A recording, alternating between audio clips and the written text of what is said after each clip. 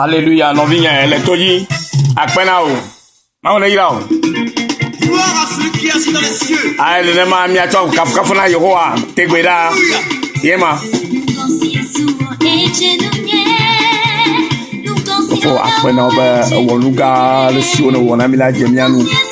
Owo cho de popo banami. Owo cho e haya banami. Owo cho agbe. Cho di fonami. Elle a bon le dit le wonya mbana e woye kesino to le jipo ke mi awonya heda lo la ngbaji e le mi ape aheda sikemi deta e yo deliver mi agbo cho wo kesino to yin cho do le mi ape aheda la tepe ye mi amito ya meto ti kesino to le o Yesu me Yehowa le gbedom da ande ya de no vi de pepe talent de pepe me ti o se a egbe ya le ti genya wo gbe bena fofo majibe diba besabane vu le Kristo men e wa jesi banya tepea la banya tepea wona me oto za boledi me da kolonde ya de no vio kata bagbeta ala bana ore ka ko yin me bo wona meto ma bia to baba na kasi o dolon ti la dire ko gole ka bo boya me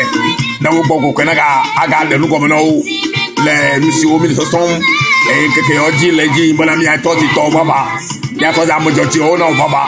le mi ajesi amo position tutu na cho mi cho wo e do da Cisco kon ko na mi be mi ato we le nya ta be me ela be am ko ko le wo mi ela be gbe la me gelo ga lo ko pom le o pe e nouveau me bo yo ko bo nye Kristo to America mo na o Kristo mo voa o gba nye nouveau la o to za mo joji o ma di ba no vi o na se agomen bo ko na pe ro ti na de gomen no papa e da ko no le siata le Yesu ko komen. Alléluia. Non vigne. Eya. Ma bana na ko do ko egbe. Abe amejaje amekoko le Kristo me. Le Yesu me. Ne weno ne babala amekalibe ato musokatare. Ya la kafui. Ela be enya lusi wolo ba ti ko azo.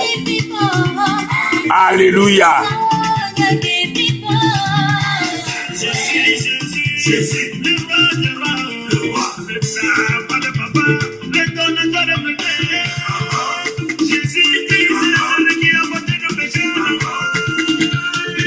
Ye to me pon fo boy la. Eba. Nenema. No bien. Si te na do re. Ya tara cho wo jibibo ato kafuyama na nyalu siketutu Yesu onola ato wo jibibo akafui wo wutila wo gbogbo wo oluwo wa meblibo kata subo enyama ye nya pe sister le gbogbo na mi le fera jiji ame ma wo de fo sister nu bena ato oluwo kata subo sister ma wo le pere ti o sia ma wo la ila ka cho nya o no wu ne ma hey na cho no ti ga na mi no mi to no ma ka fu sia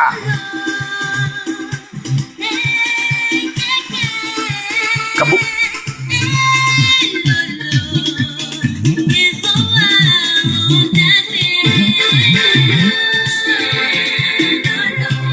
na ma mo lo re ala wo lo la gbo ma lo ta ye wo lo mi ba gbe me no bi yo ye po mo fo lo la mi gba ko ma wa ba me gure le o la ne wonu la wo le keke la mo wona fakla fa o la ne be de lo luvo ma la de lo luvo ma blibo la eye ne bo wa me kokko la ye bo wa me jajela ye be ilo la e fi bote ba ga ni muti o la ala ba gbe ya ira ba gbodo la gbo o ti ta ya ira ba me na ye le ka ye aba mo fa ka ye fi bote ba me ko enu mo no na mo le ka nya me jaje fa ka ye ame makoko mo no na ma na nya me owo ame body o mi ye cha olu wo lo mi ye cha yo ba de mi to za mo jojo mi ma gba yo apare ka ma yo ame elu wo na mi apare ka yo ame jojo na mi o mi nya ame jojo trust iblibo le tete mele ame jojo yin me Yesu wo la do yo kata no bi yen ma o de ira o emu ye re ba kana mi e ba nya ba na ka kana ha ma da ma o ne no kulo le gafofo ya me Yesu fa manu bebe na anokuli o Mais ben, mi vio, mi et vio. Et y a ta Bible à brûler, et gars, c'est ton pas balé taneme. Ou qu'il y a ma dame, ben, que est si mien, et vio mutila. Ma ou do, et via, fait bobo. Si les lits tombent, abba fofola. Do de mi a fait, et diome. Et y a ta. Mi gagne clouvi, mi gagne clouvi o. Que bon mi e vi, nenye. Mi a garé te ma kenye. Le galate to fa gbale eta mene. Kuku ya ama deme. Ke esi mi enye e vi o mutila. Ma ou do vi a fe gbogbo. Si le li dombe aba fofola. Do de mi a fe diome. E yata. Me gagné clouvi o que bon vi nenye kene enye evila ekema ma fe domenila ha nenye le Christo me kene nye be mi nye vila mi eto zin ko ma fe domen ria ma fe domenila o ha le ye mi nye le Christo me e nu si o kata nye domenyu na mi la elle est maou menami le Christo me. Miape e vitoto zula.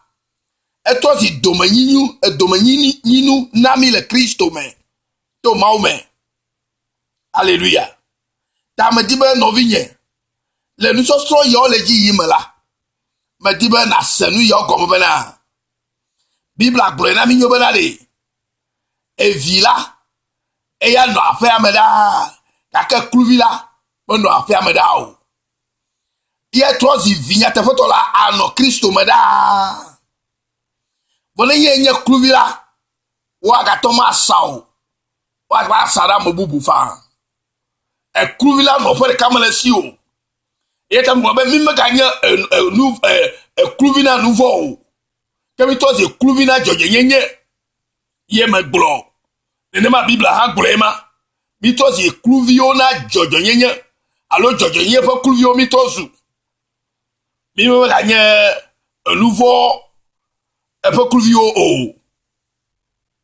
Jojo, il y a pas de mitosu. Il y a un miaglia. Les règles pour vous, mais. Miagile, mais. La baie, il y a un meilleur pour n'en te faire aller. Mais il y a pas, il y a un boblo, mais il y a un mitron à y aller. Et il y a un meilleur. Apostle Paul a to blona e galate to le te fe yabana ke mana mianye bena de no vinyo bena nyanye si me glo fiami la menye amo to wonye o ela bena nye ha nye mo hwecho ame si me eye nye mo sre ha o ke bom mo hweto Christopher nya de defia me na nyebe ne khonya sikenye ma fa nya to fa nya de defia me la ke ye fa nya ji koe ye ji ano atofia nu amuna de popo ejiji a me nya be ya jo agina me sia me eyataye egbe amegedeo obu emokpokpo obu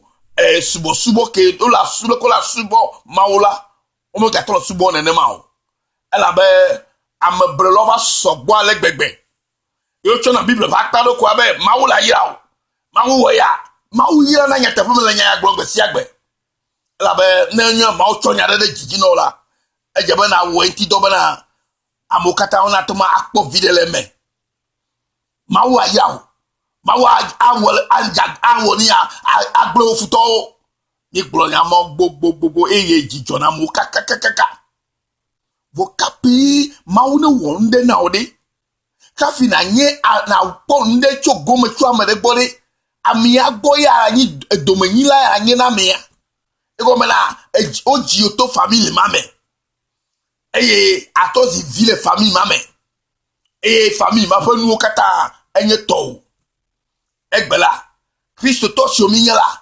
Et je veux m'y apprendre, m'y apprendre encore. Avec ce que la Bible a donné, m'y le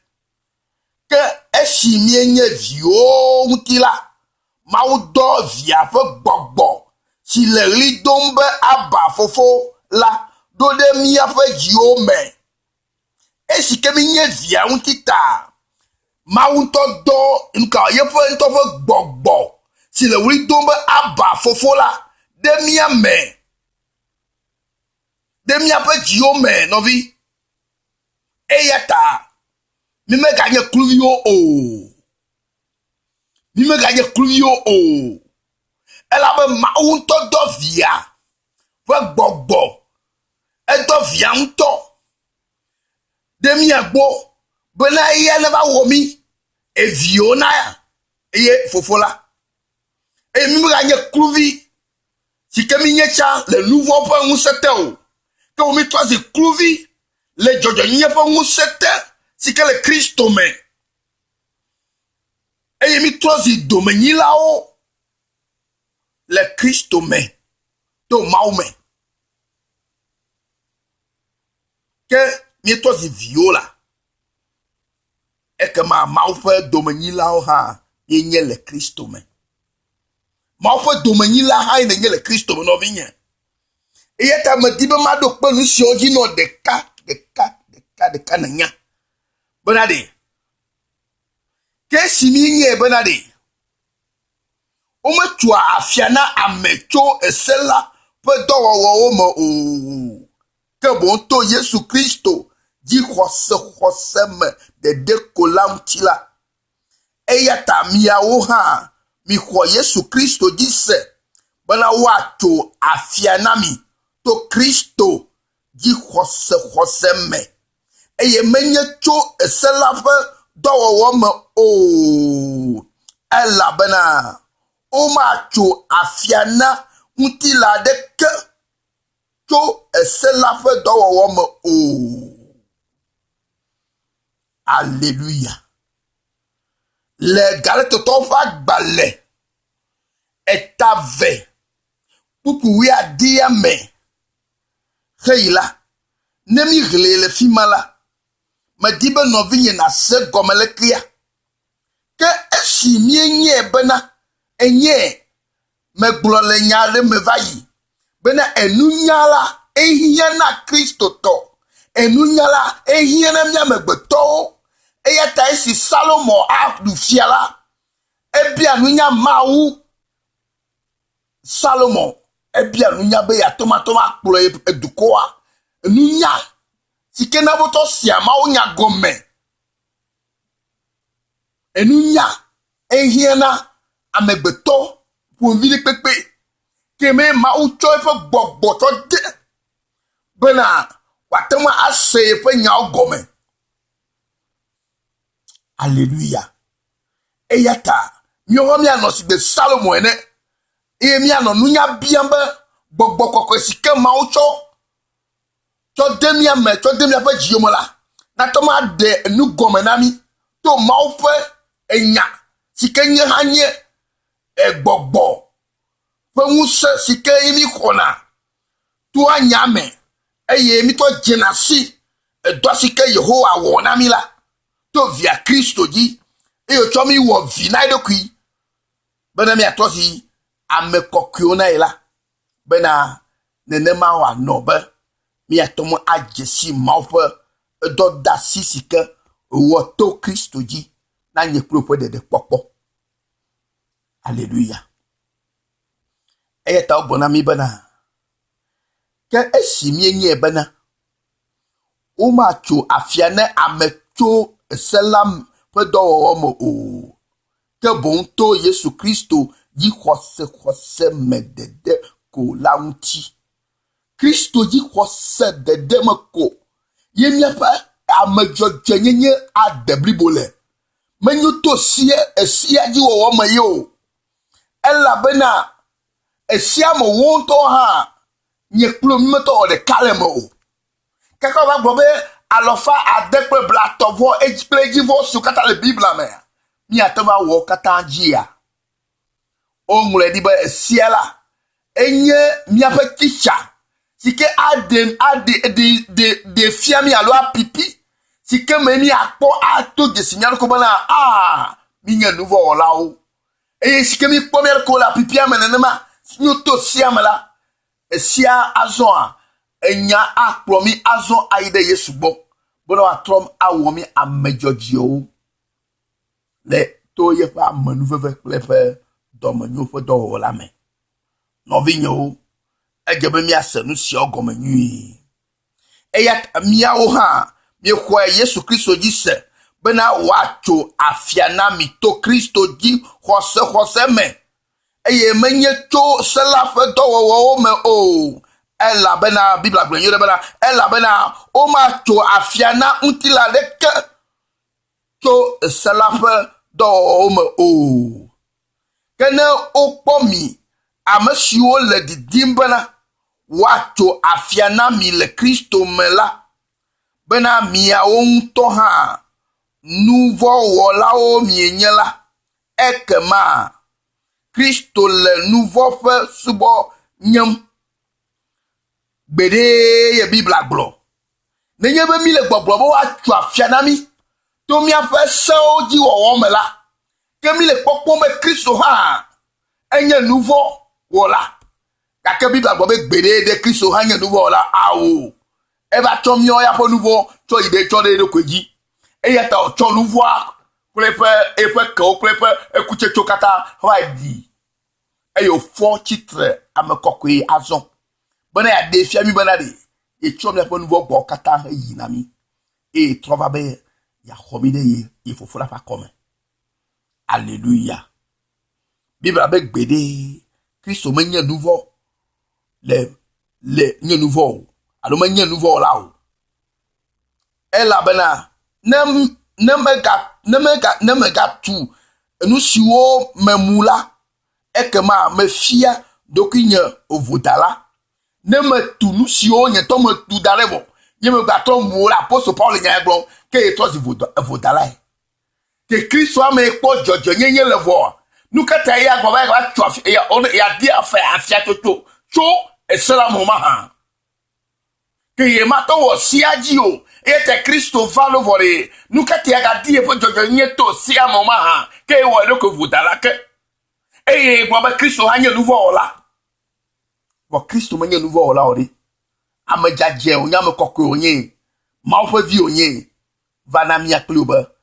ya to ya maji hose me akpo agbe ya to si ma ofo vi vava o on vi yo le nu fia ya mala ma diba mi asenu ogomanyu eye ma ofo amanu vene no mi aji alléluia kenyela ma to sela me kuna sela bana ma no agbe na mawo mi to nkamo kenyela ma to sela me kuna me to nkamo kenyela ma to sela me kuna sela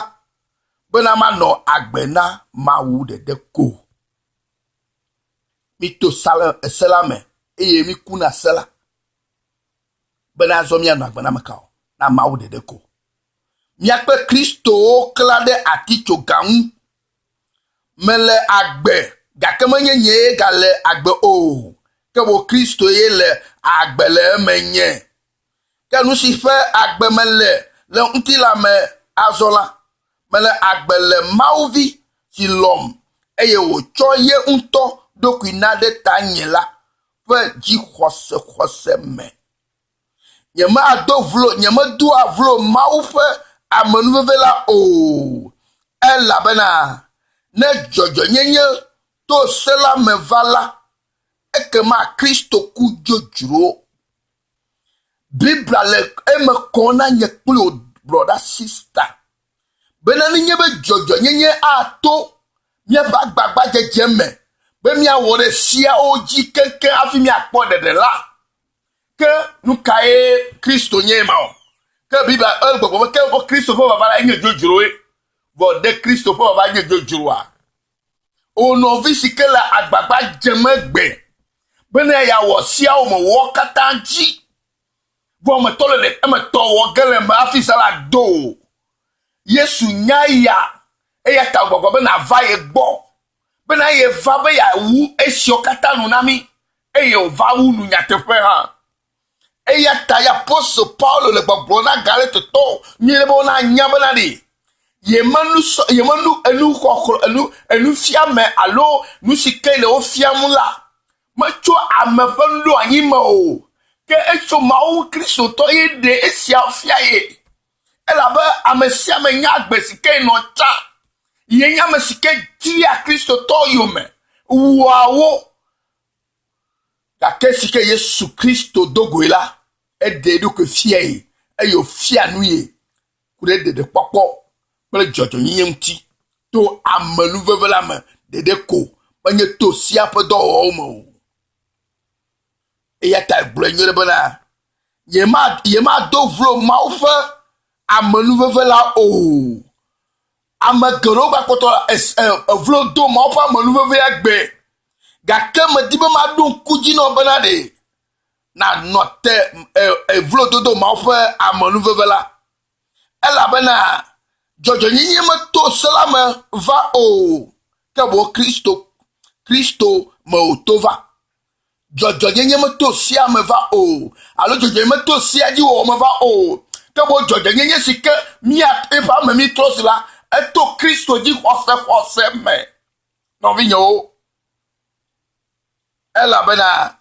ne dzɔdzɔnyenye to se la me va la ekema Kristo ku dzodzro nɔvinye me di be wòtɔ na yi ɖe Galatitɔ ƒe agbalẽ eta ve tso kpukpu 10 me va yi ɖe kpukpu blavɔ ɖekea me ne nakpɔ nya siwo Bibla gblɔ le gbɔgblɔ na mi ku ɖe ame dzɔdzɔnyenye tɔtrɔ zu la mi trɔ zi viwo la meganye kluviwo la meganye kluviwo Kristo meku dzodzro o Kristo ku hena amenuveve ƒe dɔwɔwɔ si ke wòwɔ na nye kplo be miatɔ zi viwo tae yeta wòdze be mianɔ Kristoa me mebe ye me ame eme nɔnɔa ye na be trɔ zi Kristo tɔ ye me nɔnɔ yeta miagblɔ fia nyuie ɖe bena apôtre Paulo gblɔ nyuie ɖe bena eye le agbe la menye yitɔ gale agbe o egbe Kristotɔ geɖewo gale ɖokui kpɔm be yewo ŋutɔ gale agbe ne gale agbe la anɔ sia le nuƒodo nɔ gbe sia gbe be sia enye miaƒe apipi si ke kplɔ mi va Kristo gbɔ abe si ke wogblɔ be esiawoe na be wokpɔ nyɔnu ahasitɔ ma be ahasiyɔla enye ne se meli o la womanya o ɖe be ahasiyɔwɔa enye vodada o ɖe alo nye nuvɔ o ɖe esia na be wodzi asi enuvɔ esia nye enu ya teacher ke fia mi bena mienye nuvɔwɔlawo bena miatɔ ma ava Kristo gbɔ na miaƒe ɖeɖekpɔkpɔ woɖo sia da ɖe anyi bena wòafia mi nu bena miadze si ame siwo ƒomevi mi nye le si ke Adam kple evawo wɔ nuvɔ wo disobey God alo o gbetoɖoɖo Mawua le gɔmedzedzea mea ye na be wotsɔ miawo katã tsɔ nyrɔ ɖe nuvɔ me eya ta Biblia gblɔ tɔ ame ɖeka ƒe vodada dzi la ewɔ ame geɖewo trɔ zi nuvɔ la amewo katã trɔ zi nuvɔ la eye tɔ ame ɖeka ƒe toɖoɖo me Yesu Kristo ɖo to va eye na be trɔ zi dzɔdzɔenyetɔwo ame dzɔdzɔe mi nye ame kɔkɔewo mi nye eye ame kɔkɔewo ƒe gbedodoɖa si ke nu sena Mawu toa dzi wɔ nu geɖe ne mi ɖe Yakob ƒe agbalẽ etatɔ kpukpu 10 wogblɔ nya ɖe le afi ma ku ɖe ame dzɔdzɔe ŋuti ne mi ɖo Marko ƒe agbalẽ me etama 10 kpukpu 10 yi ɖe 20 mea ame dzɔdzɔe ne mi ɖe Daniel ƒe agbalẽ ta 20 kpukpu 3 mea ame dzɔdzɔe ame kɔkɔe si ƒe gbedoɖa nu sena la etɔ wɔ nu geɖe ne ye be ame dzɔdzɔewo do agbe ɖa ye nukunu dzɔ la ɖe ke matrɔ zi ame dzɔdzɔe na do gbe ɖa nukunu na dzɔ le wo agbe me wa Alléluia ame ɖe le abia se bena ɖe ke leke wɔ bena miatɔ ma atrɔ zi ame dzɔdzɔe nenema wa Kristo mu trɔ zi ame dzɔdzɔe le menye Kristo godo yo ale godo ya ko ma trɔ zi ame dzɔdzɔe gbe ɖe o ye me ye atrɔ zi ame dzɔdzɔe le ye ta gblɔ be trɔ zi Kristo tɔ ya nya me ɖe tɔ la amea ye la wɔ atrɔ zi tɔ blibo la be ŋusẽ le wɔ asi bena natɔ wɔ se alɔfa ade blatɔ ade siwo katã le Biblia me o ke eme wɔ ŋutɔ hã siwo na nu ya le gbea dzia mi metɔ wɔ ɖeka le me o kutsetse ma wo bɔ ɖe mia megbe labe ne nuvɔa ƒe atia gbe mia ɖe me koa oyi ƒe sewo xa la ƒo ɖe ŋuti o la vodemo eye wanya nu mbiabia kucheche ma oke onye dom heli bu sike galate tato ogbonami e ma onye kucheche ntila fo kucheche o akobe gbogbo mo fo kucheche la wa onye lolo ple yeto o ya ile miame abe Kristo to ine ke ma one no klio nya ya ola no deji bona o la be ma o dibe na nyam jojo na yu la la tom tolo Bibla yo le église be righteous people the prayer of the righteous men have an efficacy, have a power to transform things. Hallelujah. Eyata madiba na se eya komenue ne maufa amenuve sika fo amenuve katala na akpo etao le awo Christophe agbenonome ele vevex. Hallelujah. Ne mi gahle afibubu han ma le galati topa gbale me ne ma vu ma le mi akola. Emi recho ekpukui weve galate topa ba etame topuku weve ha ke sela mocho khosema o afi bom amasike wo nsia ojila ana agbele o me esela ke sela mocho khosema o ne khosela siola esela mocho emo afi bom amasike wo nsia ojila ana agbele o me ne atowo sia ojila obe ana agbele o me na tenwu we ato keka we nti akobole de kema agbele kede ola anagbacho me yake khose mo chosia mo ke sela mo cho khose mo o ke sela mo cho khose mo o afi bom amasike wo nusia o jila anagbe le o me ne ato wo sia jikola ato no agbe le o me la bana sela mo cho khose mo o na yebe ya po ya gbagle gedela havi bom amasike wo enusia ojila anu agbele o me na yide agbale si o ya be mose tolia na le la fi mana po bel ka obro mose tolia etawe yin le verset echo yide pukui amato ame ke le pukui to ame le nu agale se to fa agbale amela o ga ijo bolo mi bana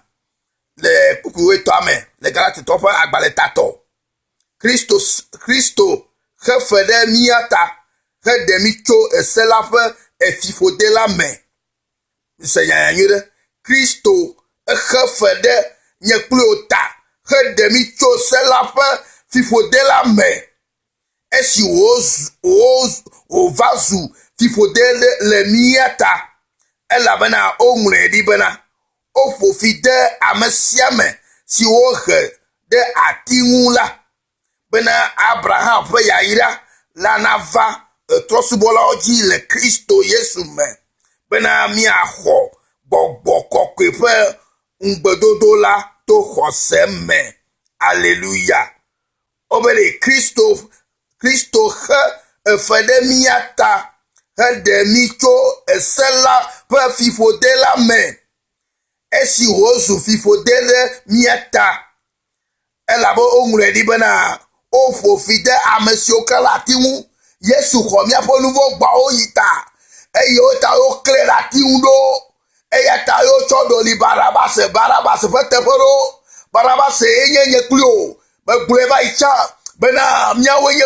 barabas o si o la clara tiwu le mi apo nouveau ota bo Kristo ba ko ele Kristo ba ko mi apetefe eyata edukwa do liboro la si Barabas yo ne kla Kristo retefe Barabas pode de ela bana o ho Kristo kla retefe eya ho mi apo nouveau bata yo profiter la ti choga unti yo clé eto go be profiter ma siko kla ati la un no vinye me di na senu si ogome e na poloko amajaje le Kristo me egbeya ela bana Kristo refede miata rede micho eselape fifode la me esi o vasu fifode miafe tefe hallelujah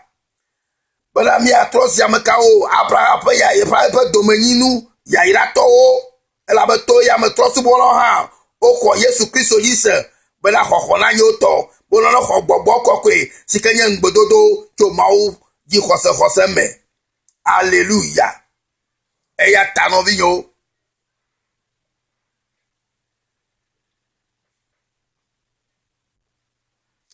eya ta nɔvi yɔ me di be mase ɖe afi ya na mi ne miagava yi ɖe edzi le gabubuwo me bɔn ame si tsɔ eɖokui hena ɖe nye kpliwo ta le Galatitɔwo ƒe agbalẽ ma me ke etagbã tso kpukpui ame ene me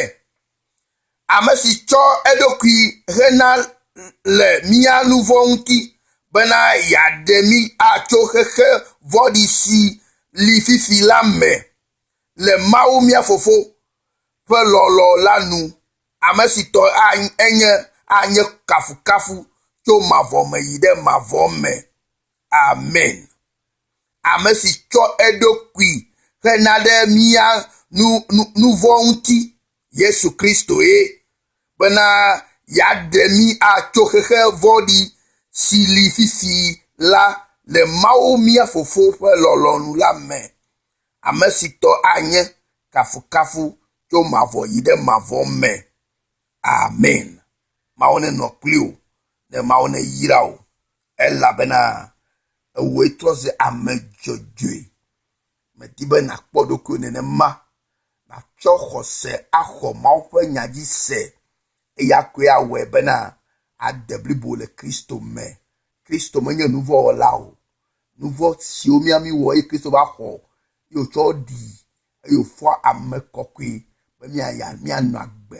nenema ke míawo hã mianɔ agbe le yama me ame dzadzɛwo ame kɔkɔewo tso fifia eyi ɖe mavɔ me bena ne trɔ va la be sɔsɔ dzi mianɔ eye miakpɔ emɔnu le eƒe aƒe kɔkɔe si ke wodzra lo da ɖe na mi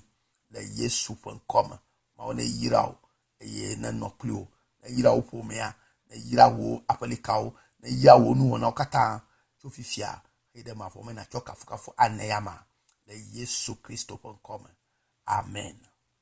ne be na yi ɖe YouTube dzi ne di be agase nya yawo geɖe la na yi ɖe YouTube dzi naŋlɔ be Yesu nyo woyra Mawu lolo avɔa dzi ɖu la eye akpɔ esiawo katã eye ne me se ɖe gɔme nyo la biabia ne va faa na biam le nɔmba si me yɔna wo xɔxa dzi be ne be yabia la natɔ yɔ place 61 Australie ƒe kode ma plus 61 eye naƒo nɔmba 4 411 724497 mebe naƒo plus 61 4 11 7 2 4 4 9 7 ne biabia ɖe lea nagabia geɖe ne mía katã míayi ɖe Biblia me adzro me eye akpɔ ŋusẽ yeye le Kristo me elabe egbe ame geɖewo le Kristo me la wole ʋuʋum elabena womeli ke o elabena womefia nu si ke wodze be woafia o amewo kpasa nukunuwo ɖo woatutu amewo adzigboƒo la koe ame geɖewo va trɔ zi fifia woatsɔ asi tutu ko woadze anyigbloo wobe Mawu wɔ nukunu le woƒe agbe me woanɔ ɖe asi fo témoignage wɔ medi be Mawu ne wɔ nukunu le wo agbe me le gbɔgbɔ me afi na do ɖe ŋuti la me tɔ ya ke mi ne kpɔkpɔ la mi ɖo le hadodo elabena gbɔgbɔwo le egbe gbagbam le amewo tsaka ɖe ŋu ne ewɔ ya vɔ gake ne trɔ yi megbe domea neke ko le ko neko gba le ma elabe mokpɔ ɖeɖe o mokpɔ ɖeɖe vava o ke mi da asi mia Mawu ŋutɔ na wɔ nukunu le miaƒe agbe me ame ŋusẽ ɖeke mele ame ɖeke si o ŋusẽa le mia me ne mi xɔ Mawu ƒe nya dzi se mi tsɔ de dɔwɔme kple toɖoɖo ye ma la ŋusẽ mawo katã le mia me ne miede gbe la nukunu adzɔ aƒoxla mi va kpe ɖo Mawu ne ya mi Mawu ne ya mi geɖe le siɔta ye miaxa dodo le miaƒe subɔsubɔwo me ne mi gakpasa amewo ɖo hoyohoyo ko bena nukunu dzɔdzɔwo nukunu ŋutɔwo wɔe le miaƒe agbe me xoxo Yesu wɔe eye nyagbɔɖi yeye ɖeke megba le egbe o kɔta le Biblia me eye ye me miato Biblia me miatoto miadze si nyateƒea amewo va bɔ ko amewo katã va bɔ ko wole asi tu amewo le anyinƒu gblogbe koa eɖeɖe kpɔkpɔ ye ma ɖeɖe kpɔkpɔ ya kpɔa awo mi ganɔ mia ɖokuiwo ble mo kpɔkpɔ le Yesu me Yesu dzi xɔse me ye ɖeɖe kpɔkpɔ le amewo be xɔ Yesu Kristo woxɔ ame siwo le nyagblɔlawo dzi wole yɔ be papa Yesu nyi papa na mi mereke mgba yɔ be papa o na yɔ be pastor anyo mena yɔ be papa ma Yehowa ɖeka ke papa enye aba papa na mi aba fofo mi ganɔ mia ɖokuiwo mereke mgba tsɔ ŋkɔ ɖe ɖevivi ɖeke anɔ mia ble be yenye papa o Yesu nyi papa na mi o hã ni nɔviwo mi nye le Kristo me sister kple brɔlawo mi nye le Kristo me mianɔ kpekpe ɖe mianɔ ŋuti le Mawu ƒe nya me ye miatsi geɖe na Mawu ƒe yɔyɔ si ke wotsɔ mi le Kristo Yesu ŋkɔ me ƒe nenɔ kple mi sia Israel